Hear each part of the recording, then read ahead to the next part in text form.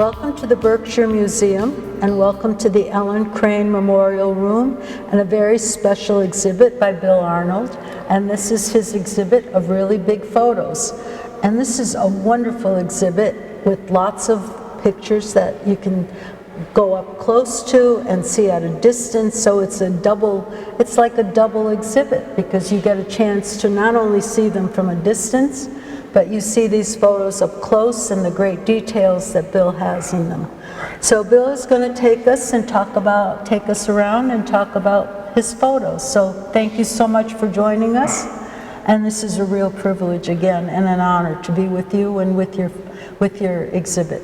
And this exhibit is going to be on at the Berkshire Museum until September. So I encourage everybody to come and see these great photos. Oh, thank you. Thank you. So do you want to talk about this one? This is the first one that we'll talk about, and it's actually one of my favorites. My theory is that really interesting things, this is my theory, are going on all the time. Really interesting, amazing visual things are available. And one has to just stop and have enough time to stop and take a look. So this picture is the result of going to see some super movie with a Marvel movie or something in Fairfax, California, where my father used to live. And coming out of the movie theater, this becomes, or I saw this, or I opened the camera to this. Of course, I couldn't have seen all the things that are going on. But if you pay attention and you get a sense that something is really special, and then you have a camera, then you can open the lens and maybe something, the light will go in and maybe there'll be an interesting picture. You can't see everything in a picture when you make the picture, so you have to kind of give that up. And it would be impossible for me, for anybody, to see that there was the moon coming out up above and breaking through the clouds, and that there's a street light down below, and that there's some red stop sign, and then another green, with another little green thing over there, and then the colors billowing. But it is possible, and and everybody knows it, to feel that something special is going on at that moment and open the camera. It's like, I was thinking about this, it's like when you're a kid and you recognize one of the other kids as being something special. And that person becomes your special friend. Now, what does that mean? But we all do it. We all recognize in each other something special. So that special quality that we recognize in other people is also available when we recognize a scene in which something is happening.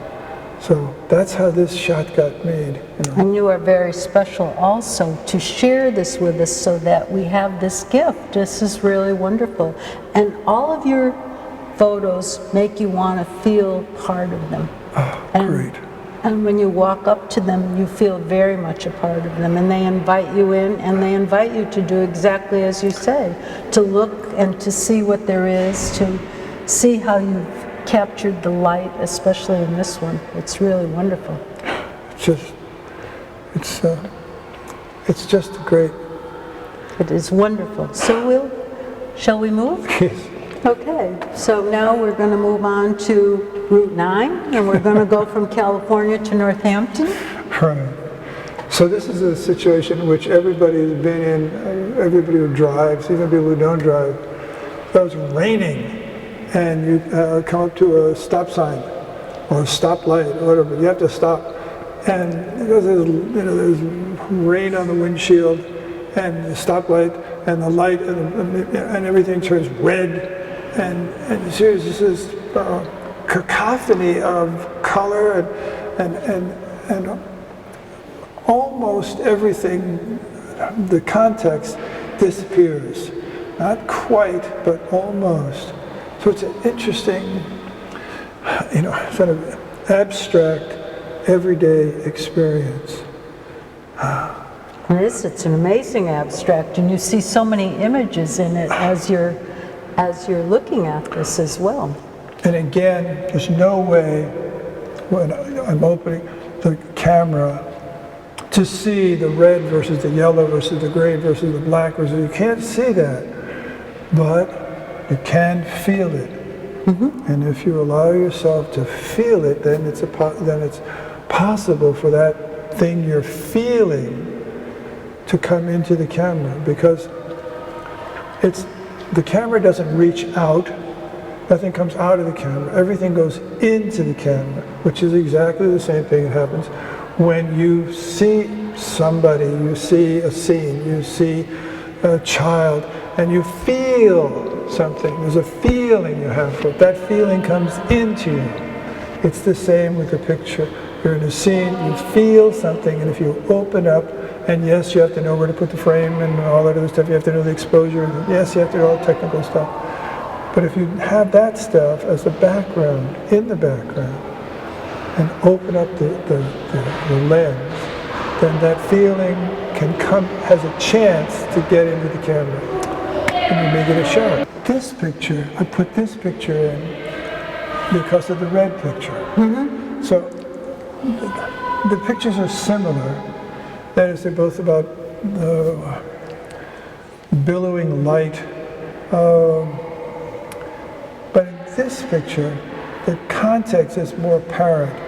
So I thought, all right, we were talking about essentially the same thing, light on water, right, and the effect that it has. But this one enables the viewer to say, oh, I know what that is. That's where you would go to the stream, put your feet in the water, and when it was really hot, and you could cool off or something like that. The picture, the red one with the windshield, is a little more abstract. So I put them both together and say, okay, they're really very similar. So to give the viewer, I don't know, a comparison. It's interesting because this one gives you far more motion and strength of the water, actually. Yeah. And just beautiful. It's almost, and shimmering, the shimmering light on the water. Yeah. It's a fabulous piece. You know, this exhibition, these pictures, the size of the pictures was designed for this room. When I found out that I had an opportunity to have an exhibition here and measured the walls and everything, I said, you can't put an 8x10 in this room. No. You just, you know. So that's why these are the biggest pictures I can make on the printer that I have. So that when somebody comes into the room, they can see a picture. And if that seems interesting or attractive or peculiar or whatever, they can then go and look at it. So it's the purpose of making these giant pictures is to encourage people, to draw people in so they take a look. And because already they're attracted to something and they have a chance. It's not that they then go and they read the labels. They're drawn in, and then they can look, and then they can read the label, and then maybe they see that picture, then they see another picture next to that picture, which brings it so they could see the whole thing. That's great, and and the details in all of these. It takes a while to look at all of these because they do draw you in, and that's great. That's the point. That's what I'm trying to do. So we'll move over here. We now have your aunt. Yes.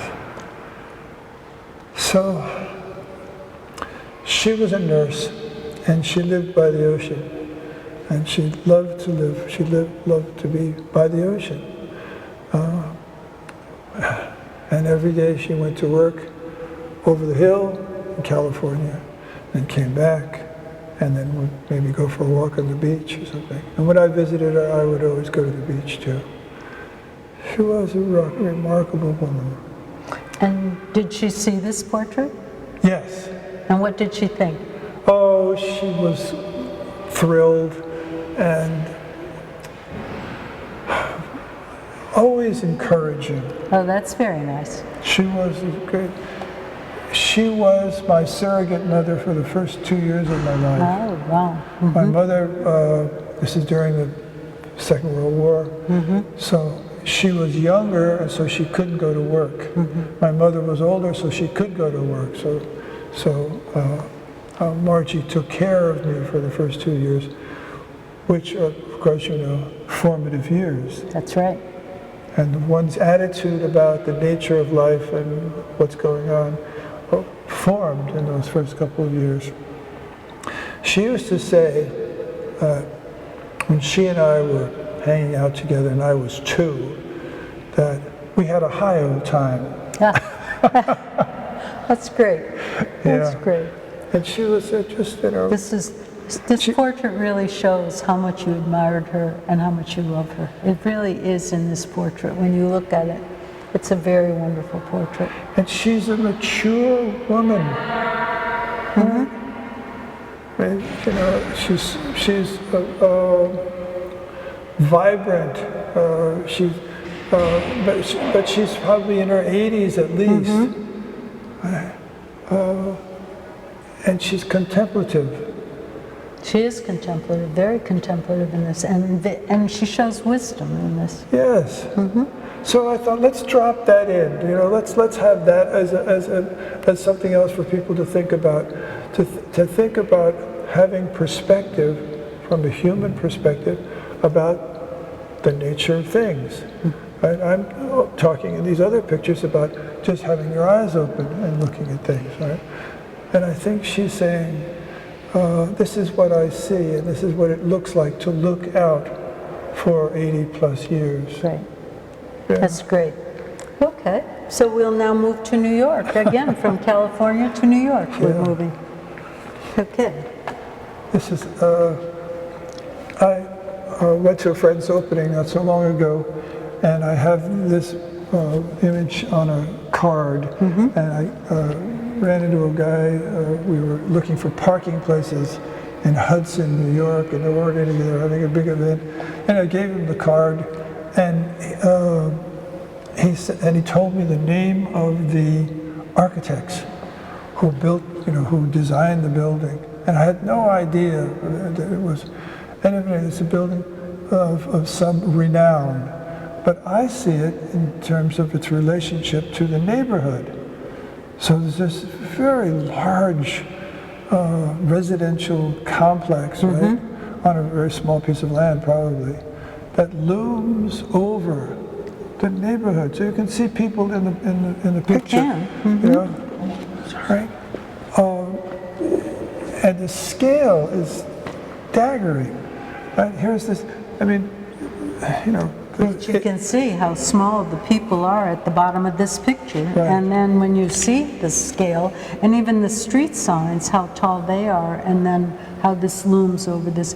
But it's got such architectural detail of it as well. Yeah. And to see this, and how an evolution of buildings actually as well. So it has so much to see in it. Right. But again, the use of the light, or the capturing of the light, is what really draws you into this. Right, I completely agree. Because we have street lights on down below, so it must be late afternoon or early evening, and the lights are on in the building, and yet the sky is blue. And, yeah, it's beautiful. It looms. Yeah, it's just a pleasure, you know. And it draws you in also to tell your own story in this building as well. Yeah. Okay, now from again to California. So, flying in to visit my relatives in California,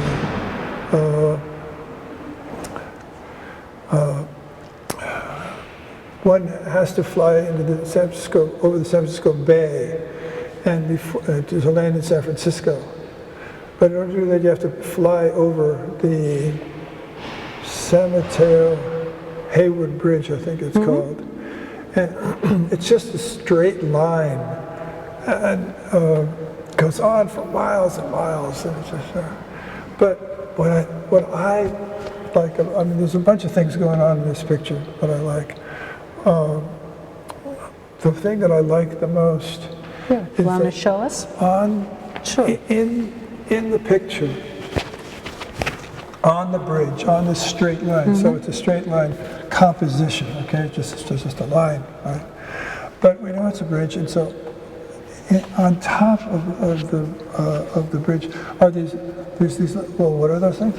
There's a truck, Right. and a house, truck, and a car. It's a microcosm.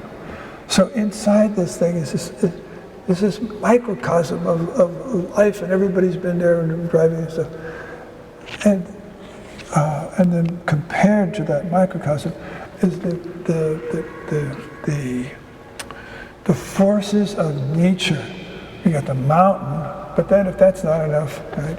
We got these clouds, and they're rolling in. They're gargantuan clouds, you know. Well, that's the force of nature. Nature is way bigger than we are, and we're in this. Yet, so we have this comparison to the microcosm, and then every once in a while, a little wave that you know, comes on. Yeah, I like that. I like that picture a lot. It's got great strength. It's got marvels of engineering, marvels of nature, with the clouds and the mountains in the background. And it's so simple. It is. It's just beautiful. a straight line through the thing, and then a little something on the top. You know, yeah. It is. It's nice when it's really simple. It is. It's beautiful. You think about what was going on in the 2nd century BC, and you know, whatever experience anybody has when it brings that. But this also is going on. This recognition and appreciation, all at the same time. So we have the sensuality of the face, and the cheeks, and the lips, and all this. However, there's the other aspect of it, and that is part of the head's been cut off over time. Who knows why? But it was stone. It is stone. It is. Marble. And that you can detect how smooth that stone is in places, and then the roughness. Right. You've got the roughness showing up at the bottom. Right. So you can see all the depth and the carving, the depth of the carving of even how detailed the hair is. There is this prejudice that every generation, every era has of being so smarter or more capable or more compassionate, more whatever, more everything than previous generations. But this belies that idea. For an artist to have made this, to have been sensitive, to have known their materials, to be able to have, created this head for whoever, doesn't matter. That means, suggests that they were every bit as sensitive as we are today. It's our... And have that vision also. Right. The art. It's just great. This is another piece with great simplicity, but great artistry at the same time. This picture, are we okay? Okay. This picture speaks directly to my theory of open your eyes and take a look. So one would not expect to see a World War I biplane flying overhead at any time. But somehow I looked, had my camera, and made the shot. And it's so, again, it's a simple picture. But because it's a biplane, because it has two sets of wings, we can date it, we know, and then we can, then by seeing that, then we think, well, wait a minute, what's that? And how is that, when is that going on? And because you look up in the sky and you see jet planes, or you see modern airplanes with one propeller. We know what we all see because we tend to see the same thing. But to see something that is so other, so unexpected, again, enables one to recognize that the unexpected is often there. And that's why You must have been a great teacher also, because I can imagine your students brought you lots of things that were unexpected after you had them stop to look at things. I had this one student one time, and he said, cameras, I don't know about cameras. I don't know, it's a class in photography. I'm not so sure about a camera. It's fine, it's great, with fine, whatever you want to do, it's great. So he I think we went on a field trip, that was it, in San Francisco, Fisherman's Wharf. And he brought in a fish, but no camera, he takes the fish and he takes some light-sensitive paper and he puts puts the fish on the light-sensitive paper and he makes an exposure. I was just thrilled, right? And he went on and on and on and on. He was a really good student. He was a real individual. Yeah, it's really. I can imagine, but I think it must have been very fun for you to teach as well. It was. It really was. So this is the same place as the previous picture. It's the same place. I think it's possible if one looks to find the same trees or something. But it looks so different. And the life that's come up, the nature and the beautiful grasses and plants and the changes of the colors of the fall leaves are fabulous. It's so full of, I don't know, there's a vitality, and yet those of us on the East Coast know that this is a short-lived experience, that it will pass. But at the time of this photograph, it's full of vitality. It's exuberant, and then colors and and it's the same place. So we're back to we pay attention to the same place, that all sorts of things occur if only you have the time to take a look. I like them all, but I especially like this picture. I like the difference in the scale, or the dimension, that this is so the greenery comes forward, and then those the yellows all pop and stuff. And the river is just calm and quiet and waiting. Waiting for everybody to stop and take that look and That's think right. about it. That's And right. And people do. I think they do. Yeah. Yeah. This is I think, a incompleted. Hotel Yeah. in Half Moon Bay, California. Yeah. Wow.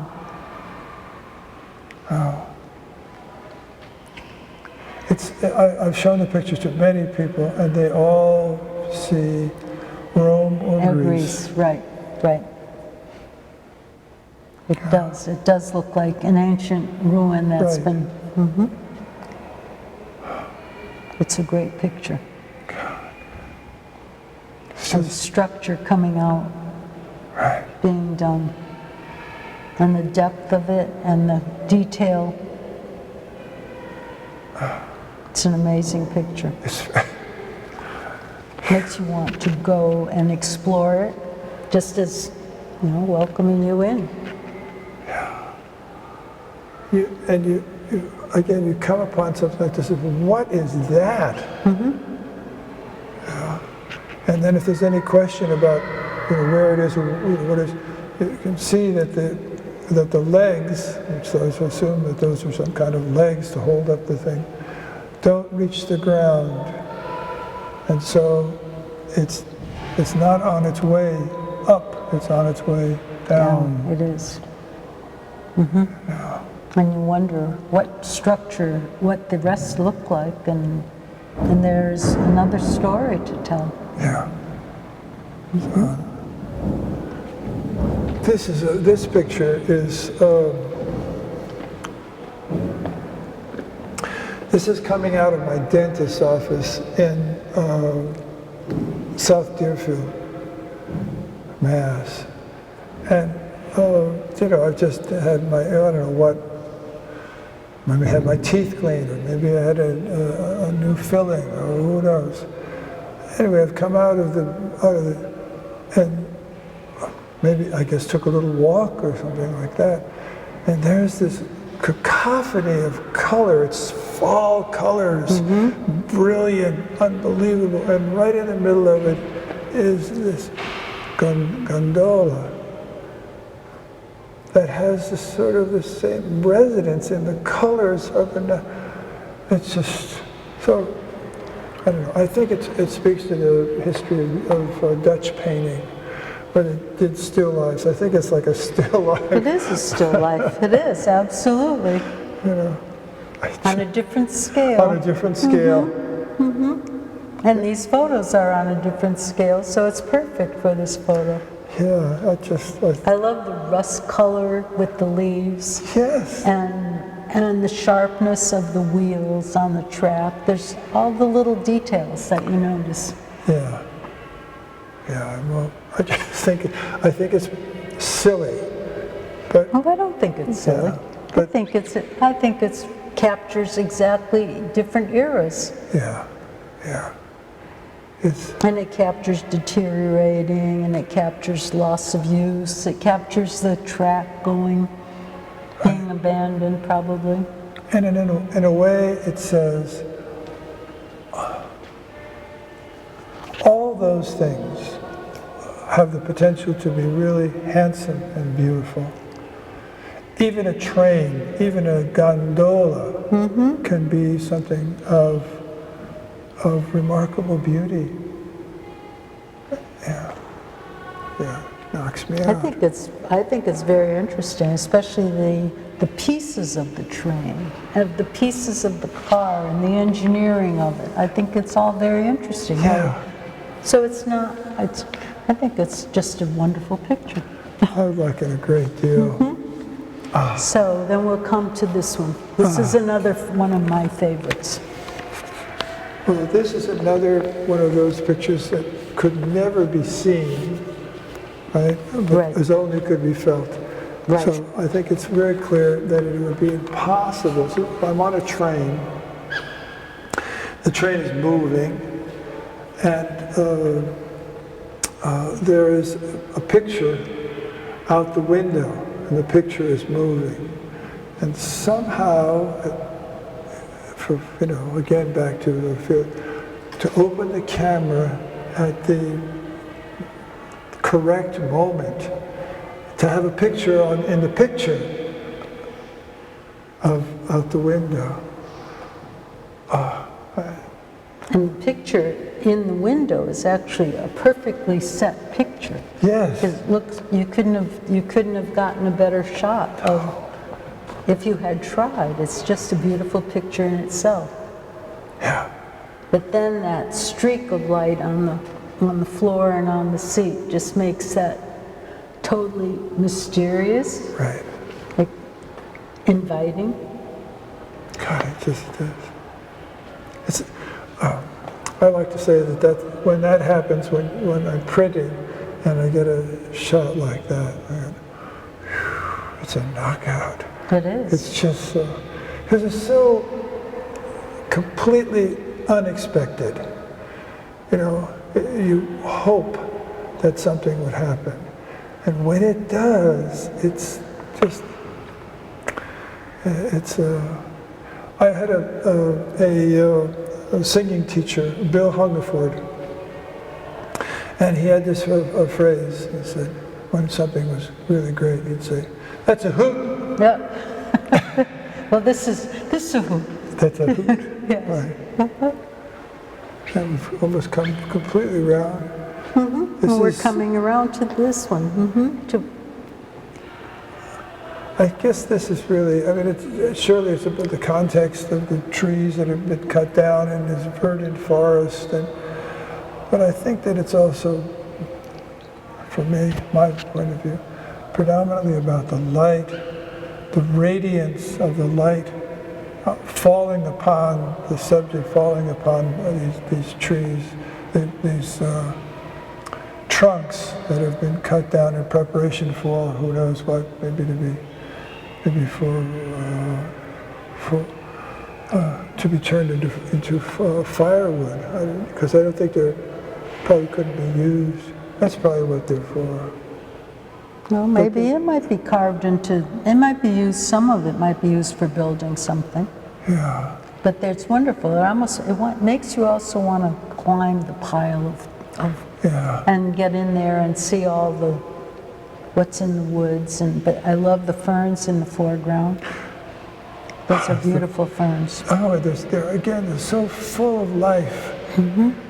And right in the middle of it is this pile, but it's, and then if there's any question, then you can see that there's these little blue marks, so you know that meant that they were cut down, and we understand that. But there's nothing sorrowful about that. No, there isn't. No. It's strong. It's very strong.